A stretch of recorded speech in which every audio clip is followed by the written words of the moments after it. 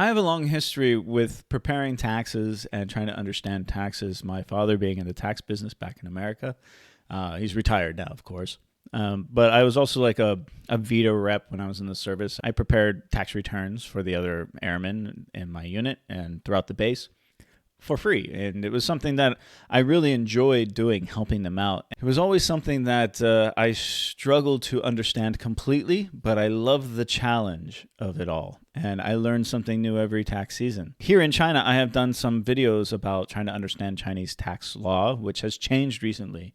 It is huge changes in Chinese tax law over the last year that everyone should be aware of, especially foreigners if you're living and working in the country. Here's some more news about Chinese tax law.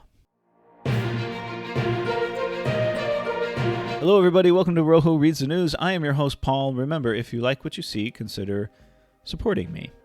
I have an article here that was sourced from Bloomberg, and it says, Chinese to be taxed on global income for the first time. This is a big story. If you're an American, your worldwide income is taxable federally. Now, there is the foreign income exclusion. If you make less than the foreign income exclusion, which is just over 100,000, I think, last year, then that's the exclusion for your tax liability. And it also depends on what state you're from. I know California wants to tax you on all your overseas income. This is why I officially do not reside in California. I'm a South Dakota resident, and South Dakota does not have state income tax. So this is something that I lived in South Dakota for many years. I love it there. It's very beautiful, but there are other benefits to being a South Dakota resident, especially if you live abroad. China has started tracking down some of its citizens living abroad to collect taxes, surprising expatriates who never had to pay levies back home on overseas income, according to people familiar with the matter. State-owned enterprises operating in Hong Kong, which has one of the lowest tax rates in the world, told mainland Chinese employees recently to declare their 2019 income so they can pay taxes at home, according to the source. Chinese SOEs are also informing employees working in other places such as Singapore, two of the people said.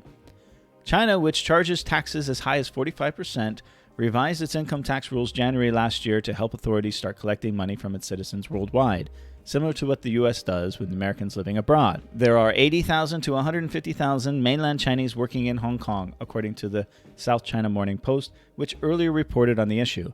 Chinese citizens working in Macau have also been told to start paying income taxes back home, according to the Nikkei Asian Review. So, keep this in mind. If you are a Chinese national, no matter where you are in the world, and you're making a high income, you will probably be subject to that high tax rate of 45% on your income. Now, there are additional deductions and stuff. You need to contact a tax professional to help you with this. By the way, there's also, if you're a foreigner living in China, working in China, there is also a rule that your worldwide income is taxable by the Chinese government if you're here for 6 consecutive years. It's called the 6-year rule.